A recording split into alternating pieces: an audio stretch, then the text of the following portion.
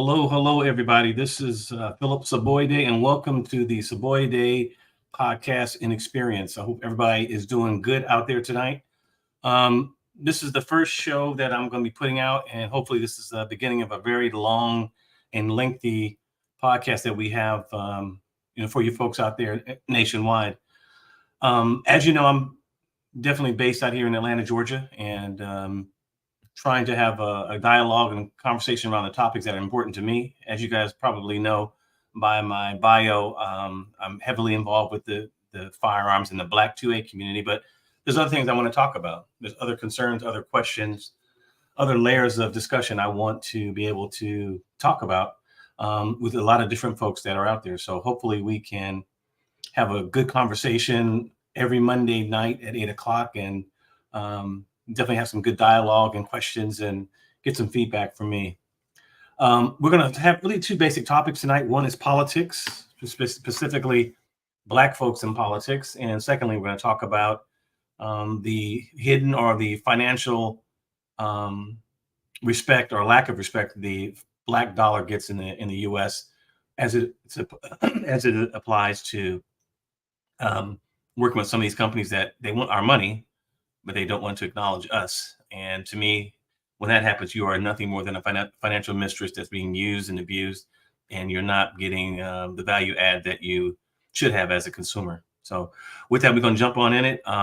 Please, if you like what you hear after tonight and the subsequent nights after this, please tell your friends, family, associates, business friends, and coworkers about the podcast. And I'm open to any questions somebody might have online, and definitely have a good dialogue. And if it's something that's really, really interesting, I'll bring you in on live to the show, and we can talk directly to one another. If it's something that's really compelling or something that this really gets out and grabs me and some of the listeners. So let's get into it and see what happens. Politics. We're in the political, season now. We have all the players are trying to be players out there trying to, portray they are concerned so much about the U.S. when you've never really heard about them prior to the subsequent months, and that's on both sides, Republican, Democrat, Libertarian, whatever your case may be. I've always just been very suspect from a personal perspective when you have folks that you never heard of, never spoken about, and they suddenly appear in front of you weeks or months before an election. How vested are they into your community, really? And that's regardless of any color. I'm just very suspect when looking at individuals that come in and promise us all these great changes, free loans for kids going to school. Everybody gets a car. I mean, the list goes on, and it's crazy, some of the stuff that you hear. But yet people vote for these folks every year, and certainly every 4 years when it comes to the election of the president of the United States. You hear some pretty vivid promises that are being made by those people out there trying to run for local and national office, particularly for national office. Millions and millions of dollars are behind these folks, and they are trying to, with all their might, get in a position where they are in control and in a position of power so they can execute their agenda, which oftentimes I don't believe is in the best interest of the African-American community or just people of color in this country. Looking at the quote unquote Black politics or lack thereof, I'm concerned. I just think we're losing our footing in the U.S. right now in terms of importance and value. And you see it in the local politics. I think for the most part, if you look at Black men and women, Black women have literally been separated from Black men in terms of voting power or voting value. And you see Black men kind of being pushed to the sides, particularly Black men with strong personalities and definitely have an opinion about things. I think we are being pushed and really, for the most part, silenced by forces a lot stronger, a lot more powerful than us. And I think that's not good.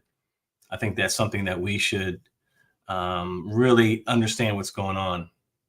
I've always said together, when I say together, the Black community in this country, when we are engaged and we are locked in step, we are extremely powerful, and there's nothing that can stop us in terms of what we need, what we want to do, what we're trying to do. And more importantly, we have to start thinking about the next generation that's coming behind us, our kids and our kids' kids.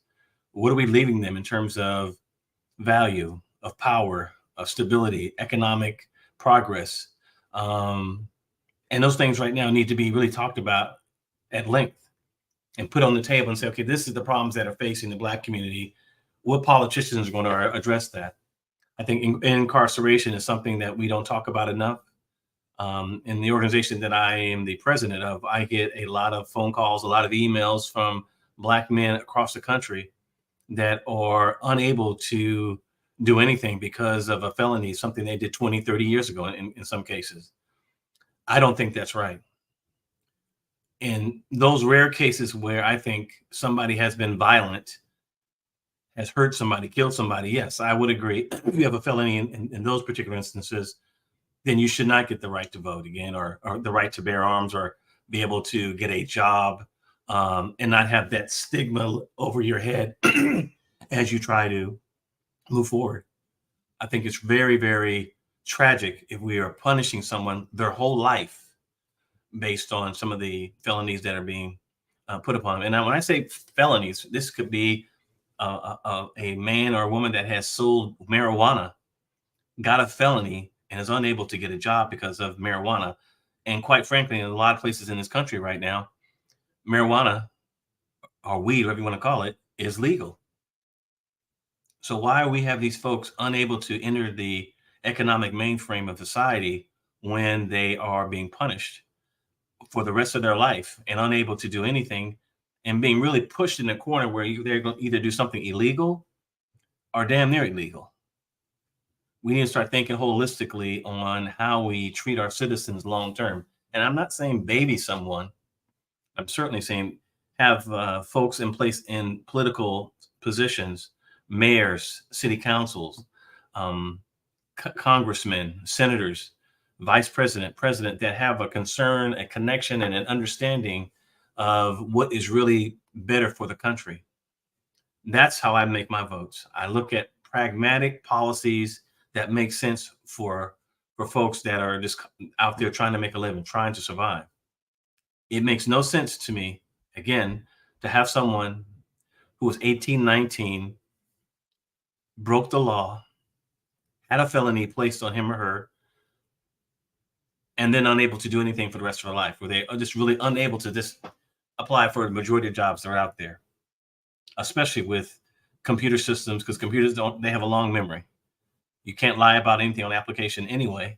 And if you try to do that, you're going to get found out, and then you'll get let go from the job that you have. So I want politicians that are sensitive to the level of incarceration as it applies across the country. I think it's out of control. Do we need policemen? Yes. Do we need to have law and order? Absolutely. I've got babies, I got kids, I got family that I want them safe all the time. But when you are just going overboard and being punitive for the sake of just being punitive, I don't think that's very, very makes sense for us to continue on that path, because it doesn't solve anything. Additionally, I think we need to start looking at politicians that represent the future for our community, that can bring in jobs, training. A college degree is no longer a college degree. A college degree is just something you have on a piece of paper. People are getting hired now because they have skills.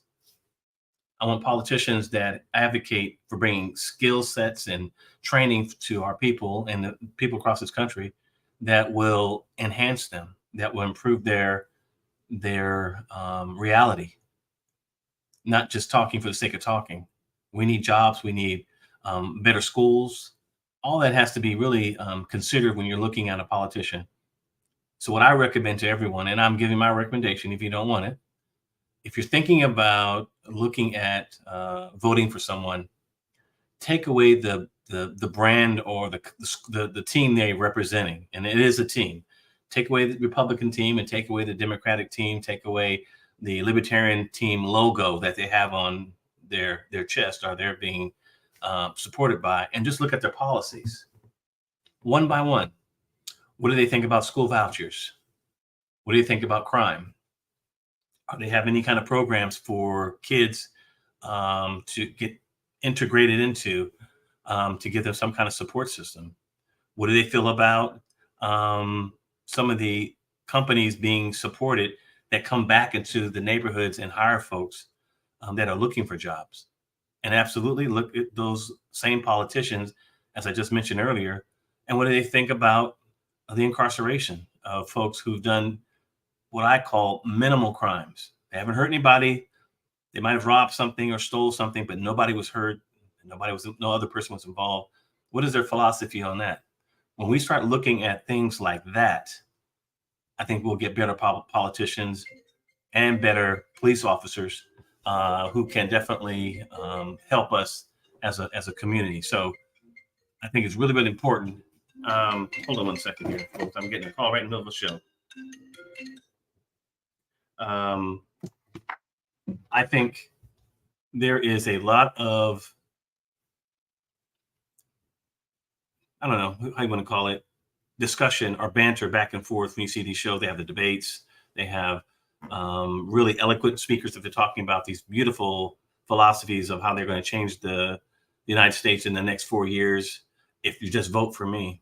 And I think I want us to take a step back and really consider what they're saying.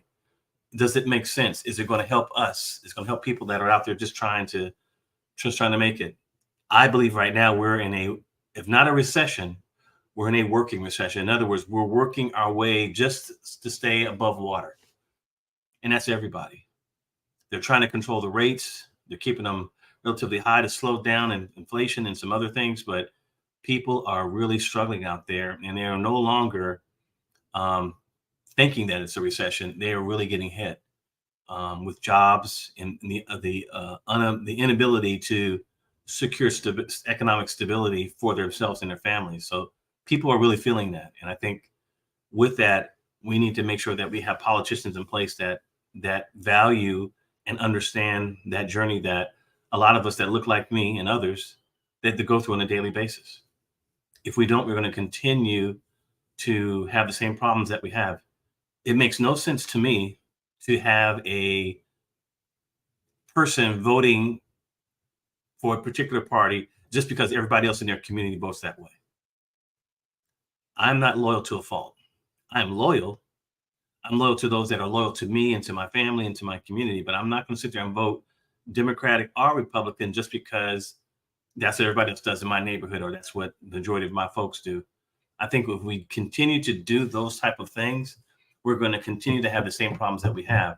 Because what you're really telling those folks who we continue to vote for, and they're not doing really anything substantial for us, is that they don't have to earn our vote. They don't have to really fight for, getting our attention.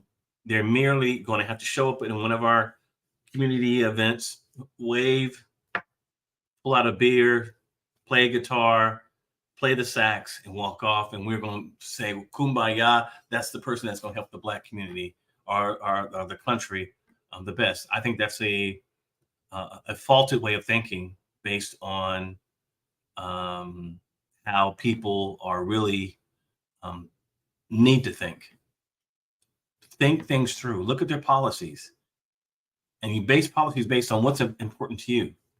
You want a stable community? Look for politicians that advocate for that. You want good schools? Look for politicians that want to support teachers, good teachers coming in their community, and want to make sure that they're paid adequately. Look at politicians that want to have good law enforcement in our community. When I say good, I mean policemen that care, that sit down and talk to you and not pull out a gun instantly when they walk up or grab their gun on their side hip when they're talking to you because they're so insecure or so inexperienced with our reality or folks that look like us. They are just nervous and don't know what to do. I want politicians that have that kind of mindset. And I want us to vote for folks that want to usher in a new way of thinking. It's critically important because we're getting left behind by the rest of the world when it comes to Black America. We have to change up. Doing as we're doing right now is problematic in the interim and long term. That's what I believe. So I'm going to end it with that before I transition over to my second topic of the evening. By all means, if you have a question or comment that you'd like to bring in the chat room, please go ahead. I'd be more than happy to respond to it. But that's what I think we need to start doing as voting folks in our country. Look at the policies, not the team that they have their logo on. What are they actually going to do? And look at their history. History often is an indicator of the future. If somebody hasn't been involved with your community, if somebody doesn't really advocate for you, if somebody has apparently stayed away from your community or cannot relate to our community, then that's someone that more than likely will not be in your best interest to vote for. Use common sense. So I'm going to leave it with that, and definitely give me your thoughts and commentary on that particular topic.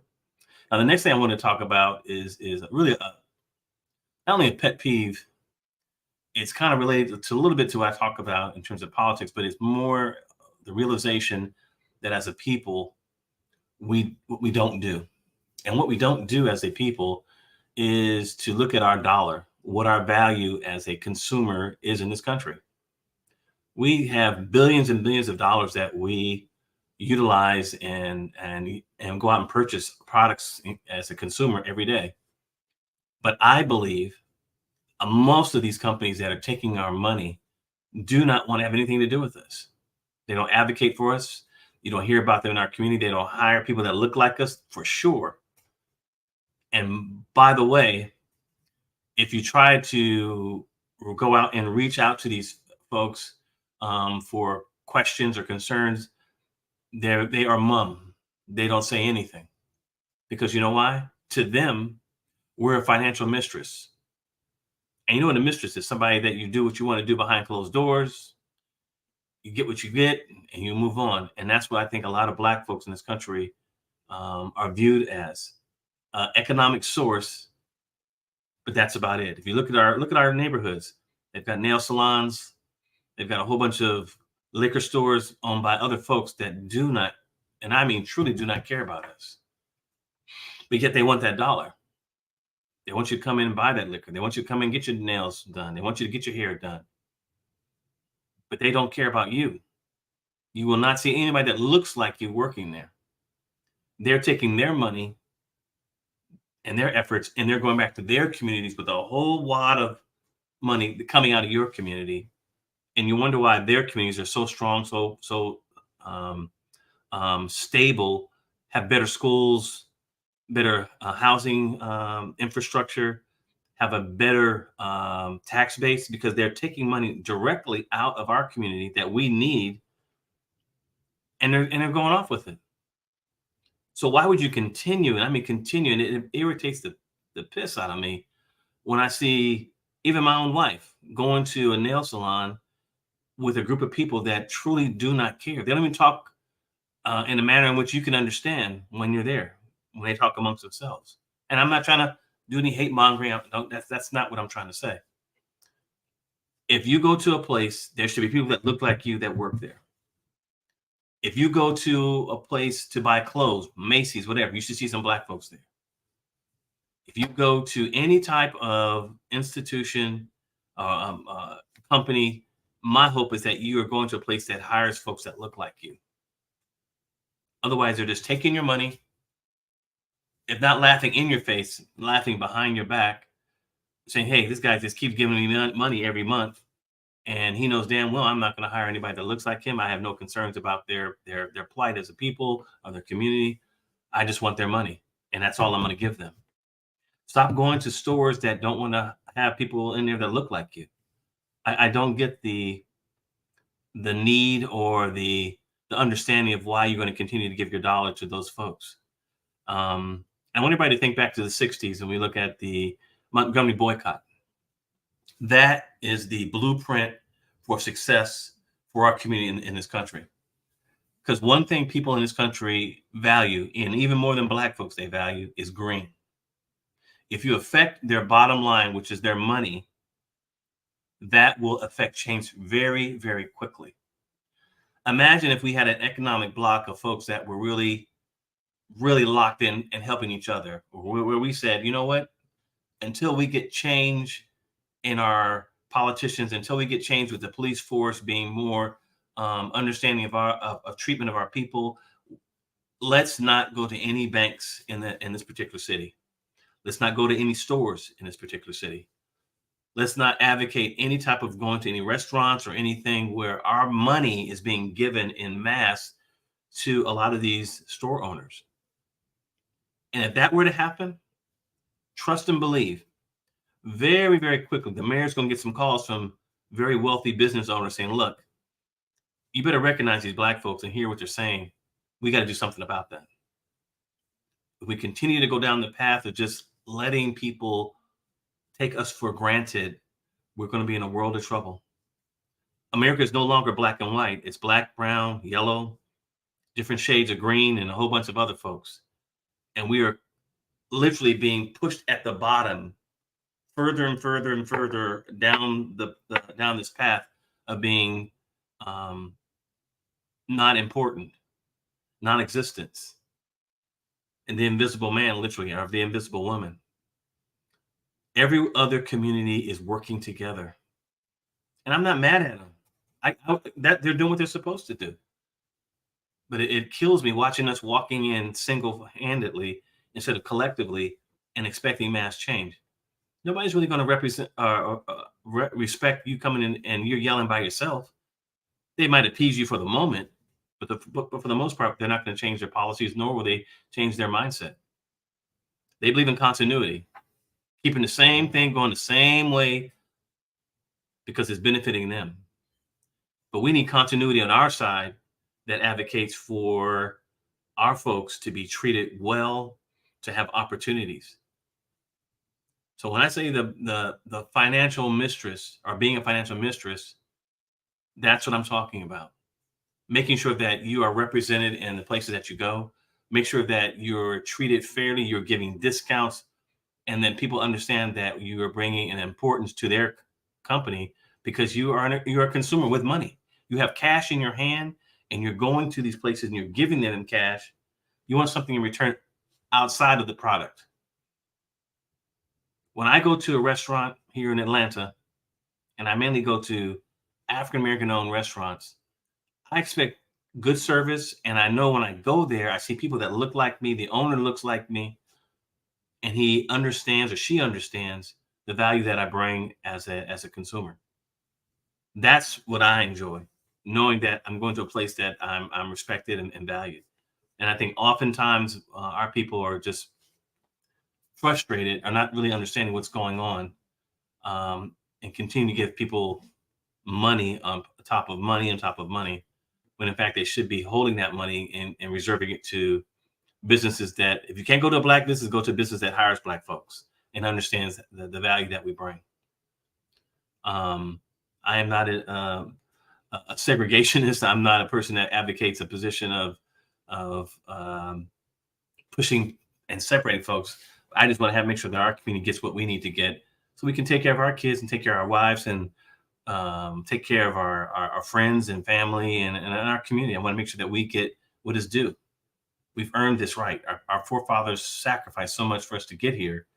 Why not give that sacrifice some relevance by doing the best that we can now? I enjoy discussion and folks that are layered, or what they call, I guess, woke nowadays, that have an understanding of what's really going on in the world. They understand economics to a small degree. They understand politics to a small degree. They understand race, or the lack of balance and equity in the society. I like talking to folks that are well read, domestically as well as internationally, because you have to understand what's going on in the world.